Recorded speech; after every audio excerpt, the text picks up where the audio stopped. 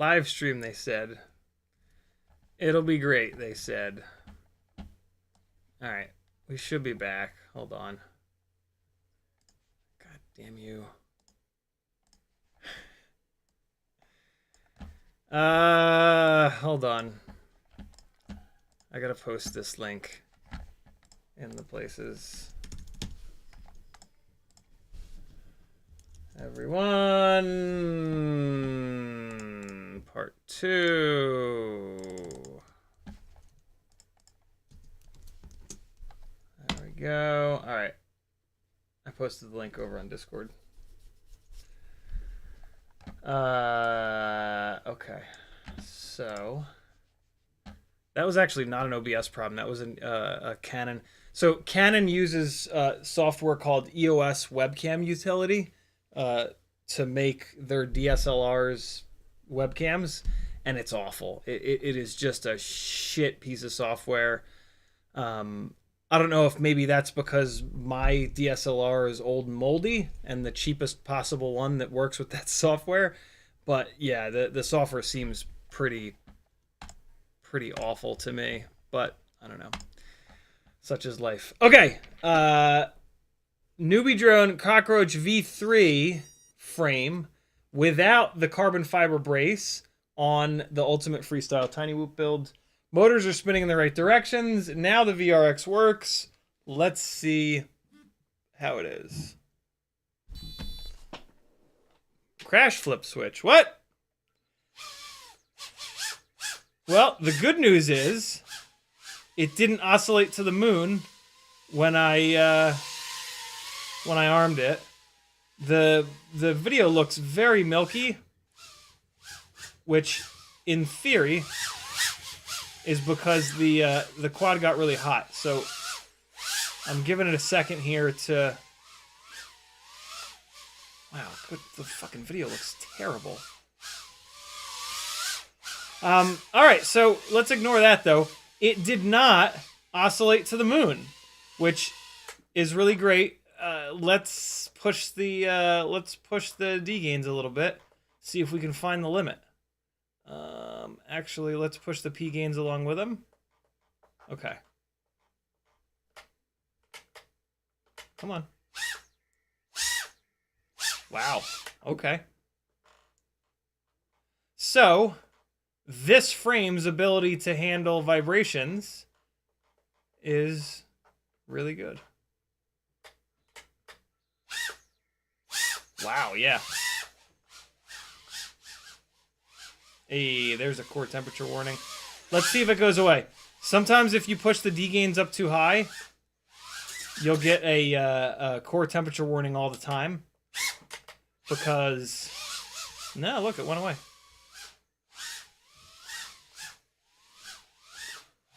Feels completely fine. I don't have a couple of the gates set up over there, but that's alright. I was trying to put it into prop wash there. Wow, it will not prop wash. I mean, I've got the D gains absolutely hammered. Wow, really, really impressive on the tune. So, first things first, yeah, it's really good from a vibration isolation standpoint, even without the carbon fiber brace. I think I went through that gate, but I was never looking. Oh, wow, I went through it and then back through it. See how I did? See how I went through it that time too, but I was like looking down and back. It's like you gotta with these gates, you gotta be looking in like the right direction, or else you can't even tell that you went through the damn things. Especially with this video looking so milky, I don't understand why this video looks like this. I don't know. Stop it, goggles, please, no! Oh, Fat Shark, I'm going to light your face on fire.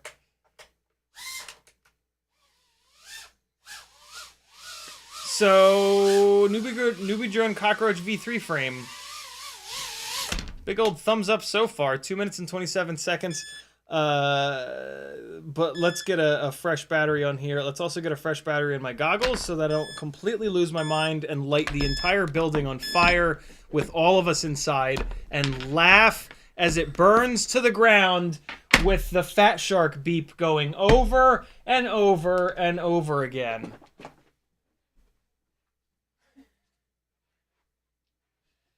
Oh, this battery's dead. Tell me I don't have another charged goggle battery. Watch what happens to you if you tell me that I do not have an extra battery. There will be a fist fight. And nobody will win that fist fight. Hey, a charged battery. Okay. So, here we go. Hockey Round says, do you think the slightly higher FFT is from the ducts touching the flight controller? My understanding of FFT is pretty rudimentary. Ryan Harrell tried to explain it to me at one point, and I couldn't figure it out. So yeah, I don't really know what the FFTs are. I thought they had to do with vibrations, but I don't know. When he explained it, I don't know. I don't know what FFT means. I would love for someone to educate me on what it is. But yeah, I'm not gonna. So I can't really comment because from what Ryan was saying, it didn't seem like, or maybe it wasn't Ryan, maybe it was Mark Spatz, but one of those two tried to explain FFTs to me, and it did not. What I could gather is that it's not just how much vibration there is. That's kind of what I thought it was. But yeah, I would have understood what they were saying if that's what it was.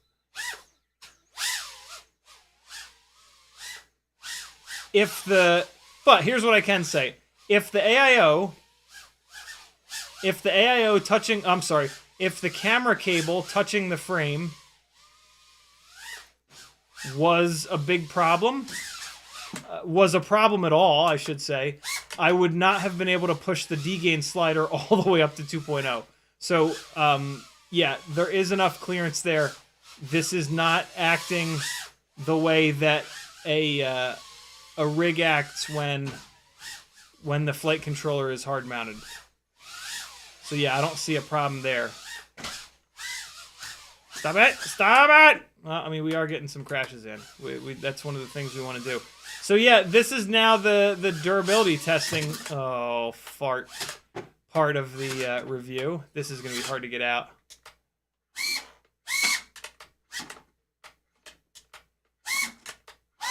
It's the B-Brain, not B-Brain, it's the Brain 3D workstation there. Taking the walk. Luckily there's a short walk. Yo, is this lens dirty or something? Why is it so milky? What is happening? Why so milky, bro? Is that any better? Oh, yeah. Okay. Lens was dirty. Clean your lens, friends. Clean your lens before you scream and yell about the camera sucking. Whoa, what was that? What the fuck is happening? Why all of a sudden has my ability to fly gone completely out the window? Oh my god, what's happening? It's got good power in this frame. So this frame only has 3 supports, just like the Weebleed Crown frame. The 3 supports that this frame has, though, are in the standard like directionality, like 0 degrees.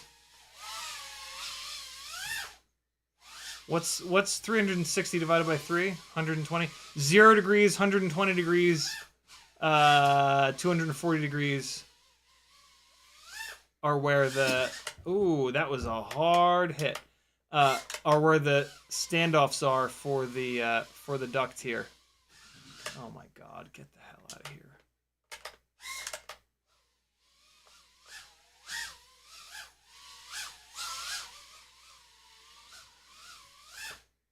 Missed it. Yeah, buddy. Up! Come on now. Here we go. Let's get it. Ah, I tried to like really back it into the dive. Hey, we're getting some crash data here. We're banging into some solid stuff. Hey, almost got to the bottom of the dive tunnel gap. Dive gap tunnel thing. Oh no! I'm gonna pick that one up because otherwise it's gonna blow everything on the desk everywhere. We're at 2 minutes and 41, and the battery is sagging down to like 3.4, so we're gonna call it. Looks like for some reason, I mean, it could be because I cranked the D gains up so high, but it looks like it is not giving me quite the same amount of runtime that I get from the Meteor builds. I do have the tune cranked up pretty good on those. Not as high as this one though. I don't think I need all that extra D gain. Having that D gain slider all the way up at 2.0 might be a bit much. So let's back that off a little bit. Middleton says, my understanding is FFT just generates a list of frequencies from a signal like gyro noise, so the one listed is the one with the most energy vibration. Interesting. Curtis Hayes says, if FFT is fast Fourier transform, it's an algorithm that separates out different frequencies from a baseband signal that has a bunch of frequencies mixed together. Yeah, I don't know what you guys are saying, words that I don't necessarily understand. Oh shit, I didn't want to change that. Okay, so D gains, we're gonna come down. Let's bring this down to, we can probably run this at 1.6 and it'll be fine. We'll do a quick prop wash run just to see. Whoa, what was that? Yeah, see, there's no prop wash with it at 1.6. Don't just run PID gains up as high as they'll go all the time. If there's no performance benefit, don't do it. Oh, fuck you.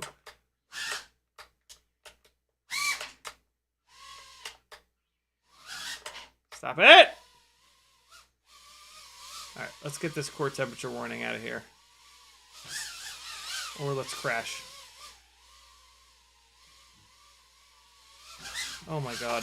Oh my god. Fuck you so hard! Stop it!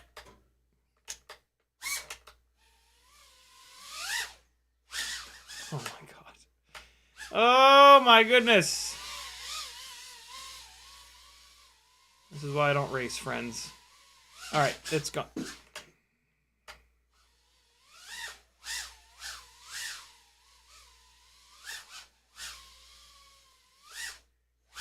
What you know about that? Farts!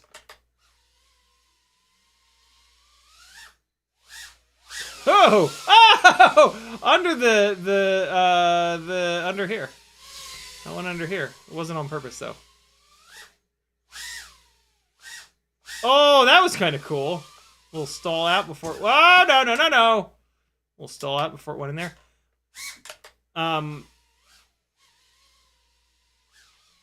The runtime, it's hard to judge the runtime because I'm doing all this crashing, and as it's crashing, the PID loop is freaking out, and then I'm turtle moding it on the ground a lot, so it's tough. Yeah, let's get down and dirty with this dive tunnel. Let's really. Oh.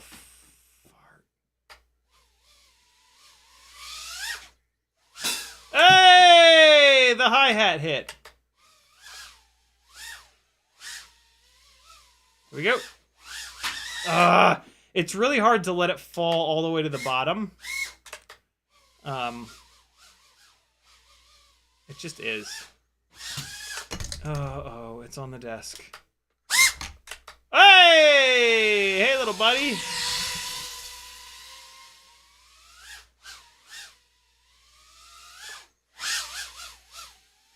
I don't know if this... There are some differences between the Mobula 6 ELRS AIOs in terms of runtime, I've noticed. Some of them...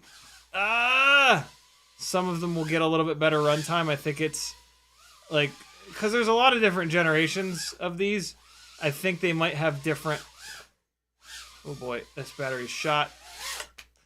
They might have different amounts of electrical noise, and I know they have different gyros, so yeah, runtime is tough. There's a 2 minute and 54 runtime, but I think I ran the battery down a little bit far. Let's throw it on the charger. Nah, 3.6, not that bad. So the runtime seems fine. The biggest thing is just durability, and I mean that's gonna take more batteries than I can fly on the stream tonight. But that was 3, and there were some pretty big crashes in there. So let's what time is it? It's 7:50 already.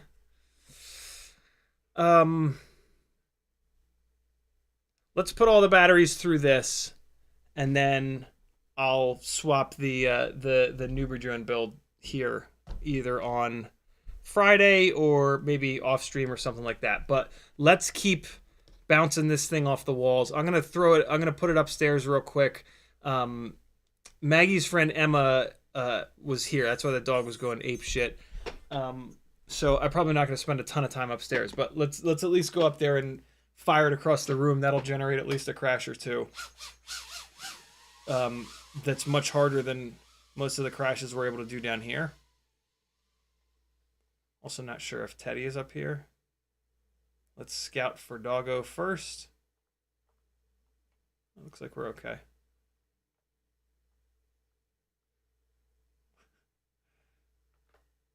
All right, so here we go. Oh! All right. Oh boy! As long as it doesn't fall in the sink.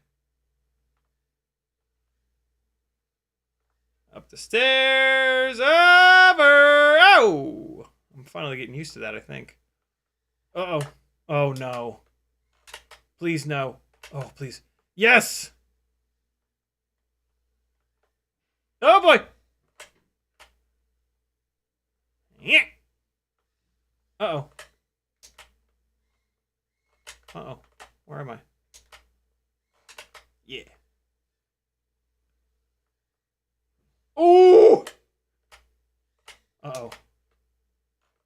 Uh-oh. Oh, it's gonna be cobweb the fuck up now.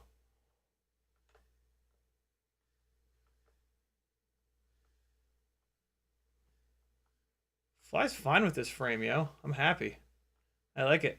I'll be honest. I thought this frame would, like, since it was designed for the carbon fiber brace, I was like, well, once I remove the carbon fiber brace, it's probably going to be a mess.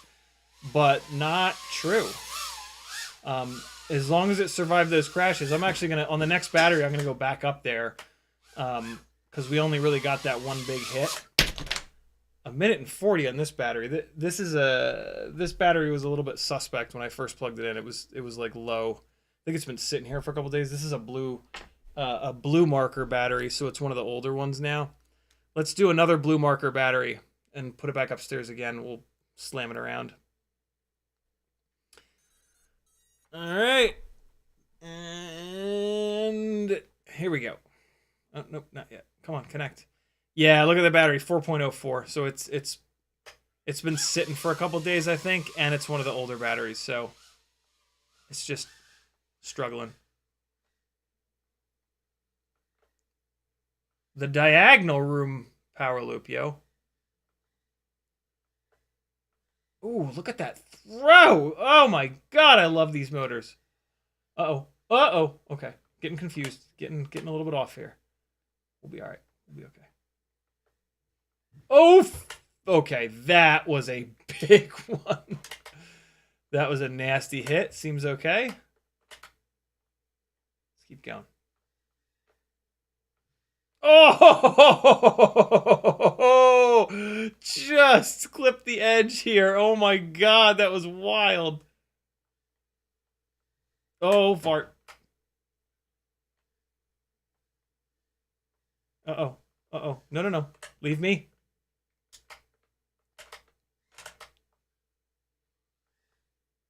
Ooh, no, no, no. Don't get stuck up in the monstera, please. Oh!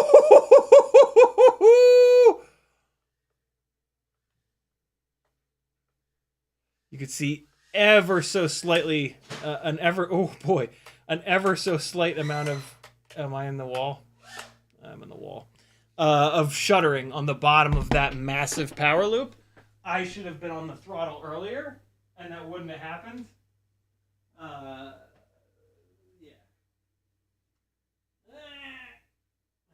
Okay.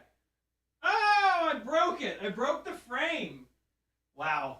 I am the CiottiFPV, the destroyer of frames. Good Lord. All right, well, there we go. Welcome to the world of lightweight frames, my friend. Yeah. Wow, very similar failure point as the Bee Drone Crown. I'm sorry, the We Bleed FPV Crown. Damn! So there it is, yo. Broke in the back. I broke another one in the back. And you know what's interesting is it broke right on this little support here. Sorry, not support. It broke right on this little hook here for the for a T antenna. Let me give you guys an ultra close up. Here's where I hit that plant. It's all green. Can you see it? You can't really see it. That sucks. I'm sad I did a little damage to that plant, but nobody will ever know. Yeah, so it broke right here, right before this little hooker. Bastard. Please. Please. Please. There you go. See that? So yeah, I'm not gonna say like, oh, they shouldn't have put this here. It's tough, man. Like on one hand, it's like, well, would it have survived if this extra little nurbly bit wasn't here? But this extra nurbly bit doesn't. There's really no. I kind of think it's a coincidence that it broke here. I could be wrong. It could have something to do with it. If 10 more of these, you fucking piece of shit, just focus! Fuck! Jesus.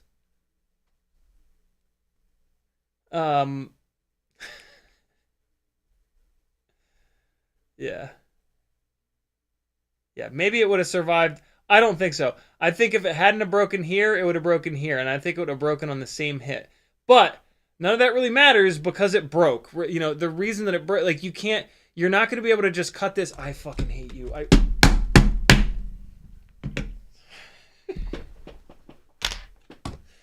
Like it broke, you know, and there's no like, you can't cut those off, and have it be stronger, right? Like potentially it broke there because in the molding process, the plastic didn't flow perfectly into that spot and it left some sort of a bubble or something like that on the duct where that spot is. Or it just found a spot to let go. You know, if that wasn't molded in there, maybe it could take one more unit of energy before it broke at the junction down here. But regardless, it let go. And that was only 5 batteries in. In fairness, that was a hell of a hit. A couple of those crashes were pretty big. Blizzard FPV with a 5 Canadian Californian dollar super chat. He says 4 new Nurble bits. Hockey Round says sending it into objects at 3Gs didn't help any. Is that what I love that stat. I love the maximum G-force stat. That's my favorite. Yeah, we put it through hell, but we didn't put it through that much hell. Brain 3D's in the chat. What's up, Brian? How are you, brother? Yeah. Hey, speaking of Brain 3D, is anybody interested? Say yes, you bastards. Is Is anybody interested? You can be honest. You guys can be honest. In Cinesplore vertical Hero 8, 9, 10, 11, 12 mounts. Brian from Brain has the universal mount with the 3 little GoPro loops in vertical, and then you can run that. But those mounts scare the hell out of me. I hate those mounts. It just feels like the GoPro is going to rip off, and that's just an impossibility for me. So I'm wondering I bet you if a bunch of us are interested in it that have Cinesplores for Instagram, right, for running this thing vertical, I'll bet you we might be able to convince Brian from Brain to design it. You know, I don't blame him for not wanting to design it just for me, just to make one. That is insane. But if any of you guys are interested and willing to buy them, let's let Brian know, and maybe we can browbeat him into doing a full protection Hero 8, 9, 10, 11, 12, whatever mount that's vertical for the Instagram. I guess we would want it vertical with the lens pointing upwards so that there's no ducts in view. If it's down like this, I think we might run into issues with the ducts being in view. Maybe not. But yeah, if anybody's interested, either message me or I guess you could message Brian at Brain directly. Yeah. I don't know how... oh, you know what? Yeah, the lens would have to be up. The lens would have to be up. Oh, maybe not. It depends on how you slide it into the mount. Whatever. Brian would do an incredible design because that's what he does. All of his 3D print designs are just awesome. So yeah, if anybody's interested, I know a lot of you guys have Cinesplores. If you're looking to get your stuff onto Instagram in their format, looking better, there also, for the record, there is a big difference between running this thing vertical and running it horizontal and then cropping in. You lose a ton of field of view running it horizontal and then cropping in. Running the camera itself vertical is much, much, much better. And it's just a much better view. It looks a lot. Yeah, it's better. So yeah, let me or Brian know if you're interested, and maybe he could knock out a cool design. Brian says the one piece vertical mounts don't print very well with the base being in that orientation. Hard to explain over text. He also says the base ends up printing upside down at the top of the print and at an odd angle, and it's not very strong. Oh, well, that stinks. Yeah, if it's not going to be stronger than the little universal triple mount, then it's pointless. I would rather run the triple mount. Although the other thing that I don't like about the universal mount is that it's very wobbly on there, and like if you have any vibration, I feel like it's going to be it's going to become a Jello nightmare. If the rig is totally clean, it's probably okay. But not many of my rigs are still perfectly clean. Most of my rigs are kind of whooped. So yeah. Bee Drone Cockroach V3 frame took a significant beating tonight, but it did break a little bit earlier than I would have liked. A lot earlier than I would have liked. Again, this was a prototype. They might have changed the plastic for the production version. I'm going to put this other prototype onto this Bee Drone Hummingbird build, and we're gonna smack this thing around a little bit and see if this, see how this does, and then I will probably buy at least one production frame from Bee Drone of the V3 Cockroach, probably in purple whenever they get the purple in stock, and we will test that as well. But yeah, this prototype did not hold up as good as I would have liked. But again, in fairness, we really did put the hurting on it tonight. So, you know, when the old school Meteor 65 frame seemed to be the perfect mix of weight and durability. Then we dropped down to these lighter weight frames, And go figure, they're not going to be as strong, right? Like that's totally understandable. We've tested the Meteor 65 Air, and so far that has held up the best. But we do see, I am seeing a crease form on this guy in the same spot that the creases used to form on the Meteor 65 regular. So I don't love that, but it's still holding together, right? So thus far, the Meteor 65 airframe seems to be the winner. It's also the lightest. It's the lightest out of all these, which is kind of crazy. But you know, it's not indestructible like the old Meteor 65 frame was, is my guess. But we need to put more abuse through it. It's already been through more abuse than both the Crown and the Cockroach V3. So at the moment, for an ultralight frame, it's the Meteor 65 Air. Zotac might adjust the plastic formula in the Crown frame, at which point we will need to retest that. That's not a production frame yet. It's just a prototype. Newbie Drone may have already adjusted the plastic or even the frame design, I don't know, for their V3 Cockroach. So we need to get some production for, you know, the Meteor 65 Air is a production frame. The Crown and the V3 Cockroach are not. So we need to get the production versions of these before we can really draw any full tilt conclusions. But that's where we stand right now. Yeah, more testing is needed. More prototype frames and testing is needed here. But hey, man, it's amazing that we've got a bunch of lighter weight frames available for these things. We hit a little bit of a lull in Tiny Whoop stuff recently, so it's nice that we got some new parts coming out for testing, and yeah, finding that ultimate perfect magical formula. If you don't crash as hard or as often as me, the We Bleed Crown or the Cockroach V3 might be the perfect frame for you. We talked about the carbon fiber brace at the beginning of the live stream. If you really don't crash much, the carbon fiber brace could be a game changer. So yeah, there are plenty of reasons to buy each one of these frames. When I draw these conclusions, these are for me. This is me building the perfect rig for myself. I crash often, hard, and I expect like total durability from stuff. And yeah, that's you're probably not absolutely identical to me. So draw your own conclusions. Don't let me saying like, hey, this is not the frame for me, completely disqualify it from being the frame for you. You have to look at your own flying and crashing and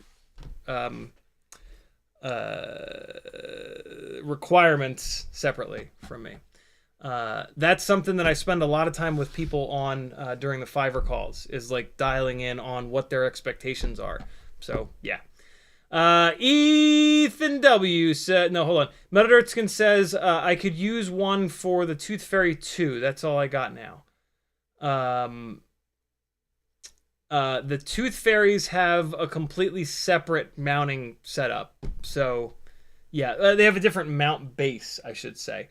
Ethan W says, have you seen the Luma 25 and Luma 30 Cinewoop frames? I have not. I just ordered the 30. They seem like great frames.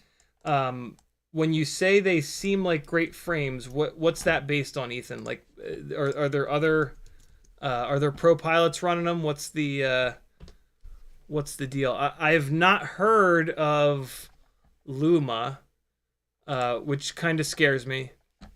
You know, like once a company becomes a little bit more mainstream and a little bit more, yeah, companies that make good stuff tend to become a little bit more of like a household name for us, you know what I mean?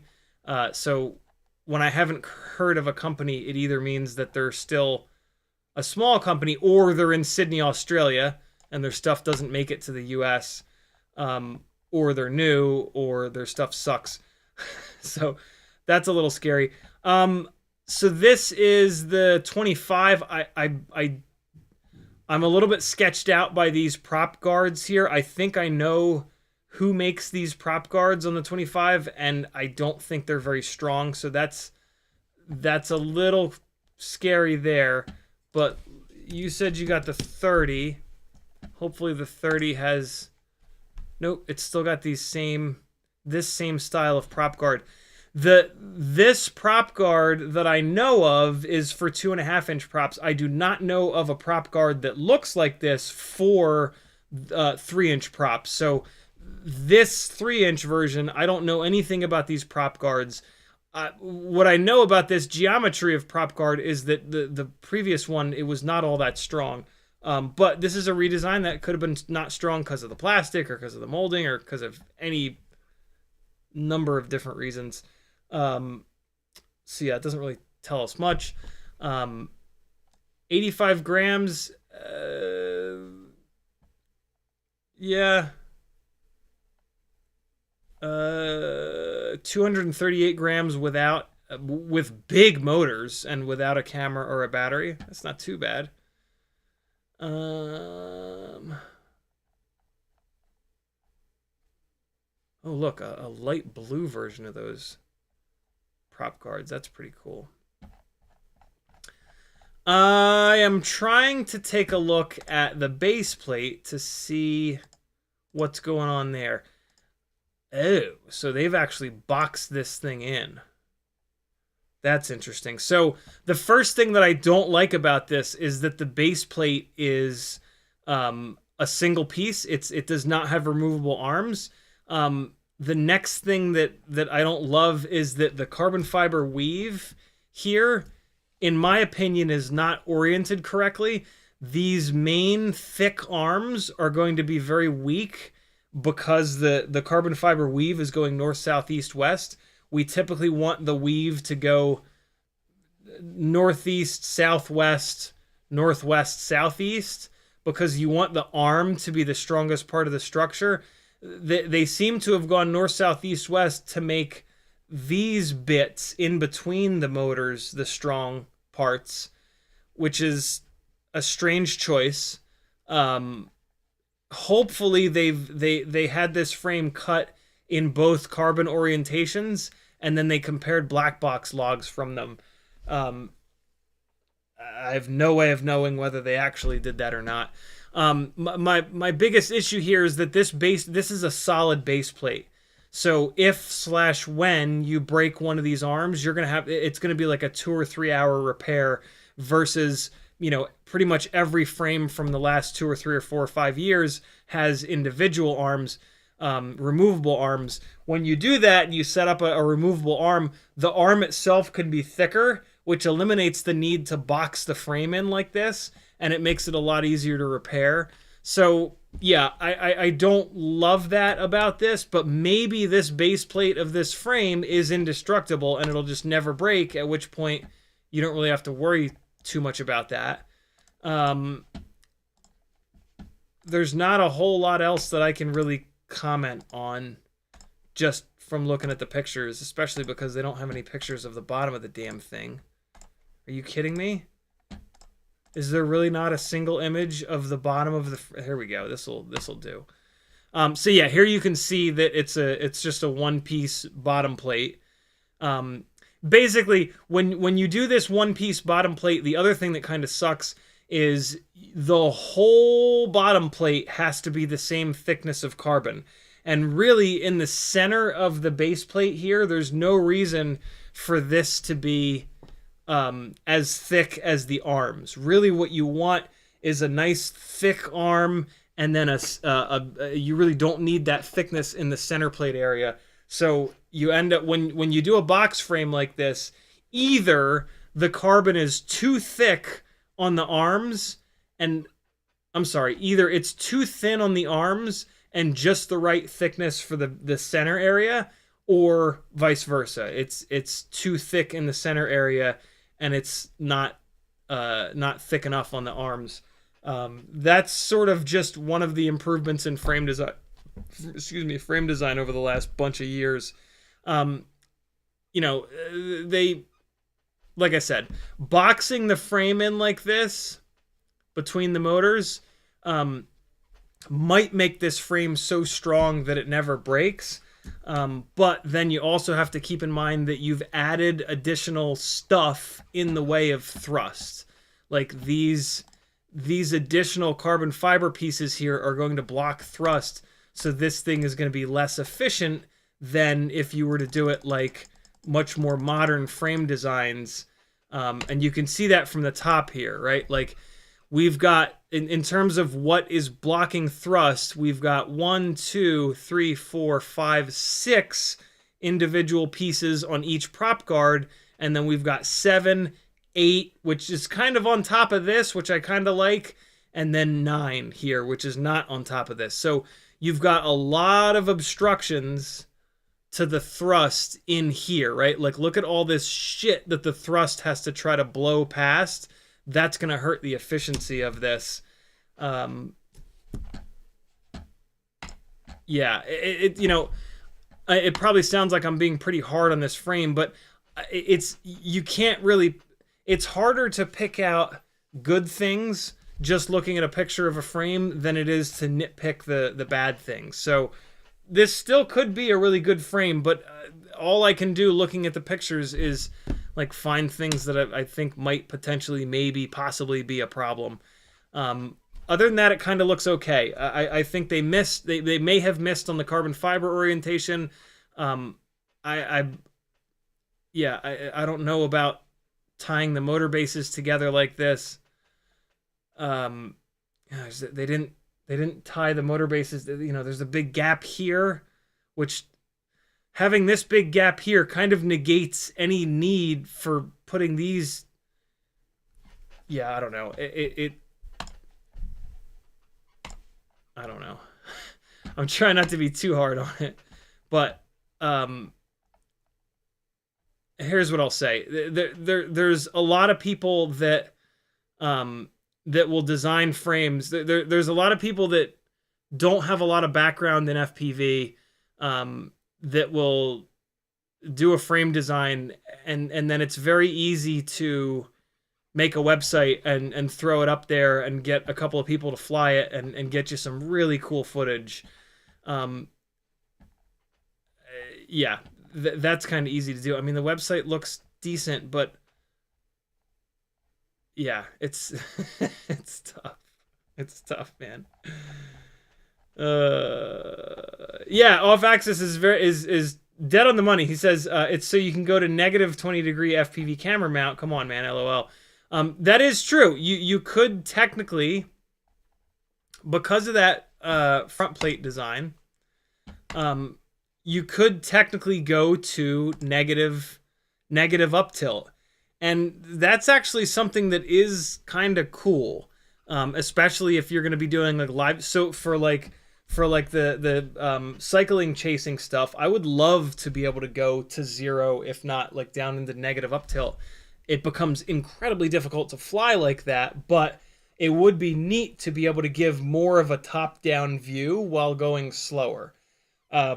So I kind of do like that in that respect, but I don't know if that's why they did it, especially because they did it in the back as well. There's no reason to do that in the back, which is kind of why I don't think that's why they did it. So I don't know. There's a couple of things that are kind of suspect on this frame. Yeah, see, here they did it. They did it in the back as well. There's just no reason to do it back here. Doing it in the no, this is the front. Doing it in the front, I can kind of see. Doing it in the back, I don't get it. But hey, what do I know? I just work here. Could be good. I'm a little skeptical though. So that's all I have to say about that. Sorry to when people say that they just ordered something, I try not to like bash stuff too hard, but I look at it, I tell you what's on my mind, and that's that. Like I try not to make anybody feel bad, but at the same time, like if I see things like the carbon fiber weave going in what I think is the wrong direction, I'm gonna mention it, you know. And again, I'm just one guy. Maybe it's fine like that. There's a lot of engineering that goes into these things. There's only so much that you can learn from somebody else's design. you know, Christ, maybe that carbon fiber is 4 millimeters thick and it's completely indestructible. I didn't really look at that in the specs, but yeah. Hockey Round says, your needs are our benefits. Ethan W says, Jacuzzi J and a couple others are running the 30. I don't know who that is, but yeah, if there's a bunch of well-known pilots that have been running it for a long time and are continuing to run it, that's really important, especially if those are pilots that crash a good amount. So yeah. Lauren Walters says, I'm putting 26,000 kV 702s in a Mobula 6. Should I go with bi-blades or tri-blades? 702s really only are going to give you good response time with bi-blades, but 26,000 kV, in my opinion, is a little bit low. So I would just get both and see which ones you like better.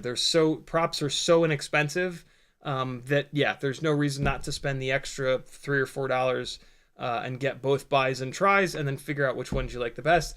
The bi-blades are going to give you better efficiency and better PID loop performance. The tri-blades are going to give you slightly more power, maybe, and a little bit more grip. But yeah.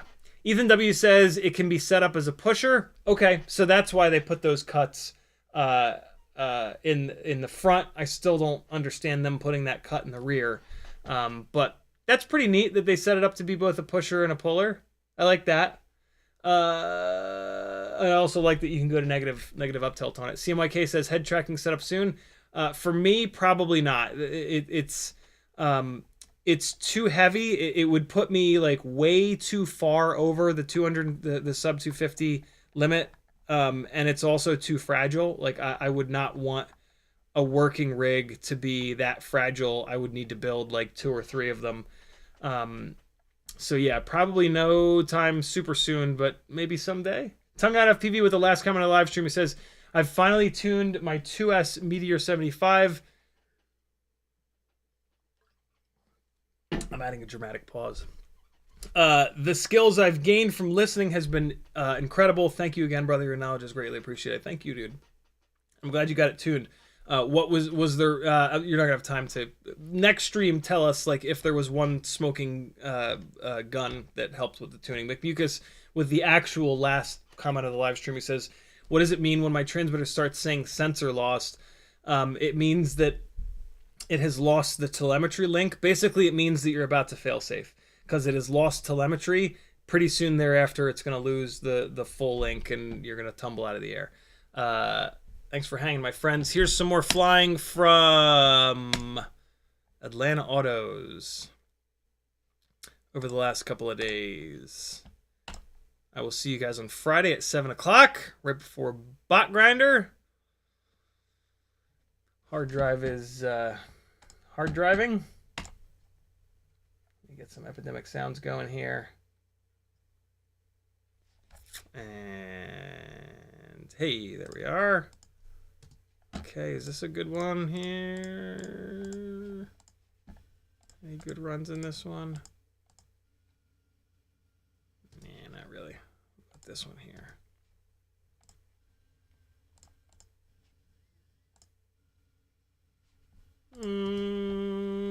Let's go to the last one.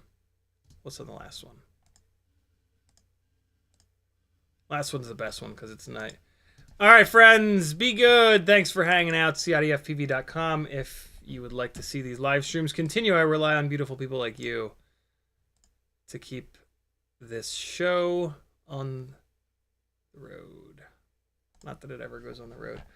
All right. Is this a good song? This is a great song. Be good, friends. Later. Black hole. This button. This button. This button. See ya!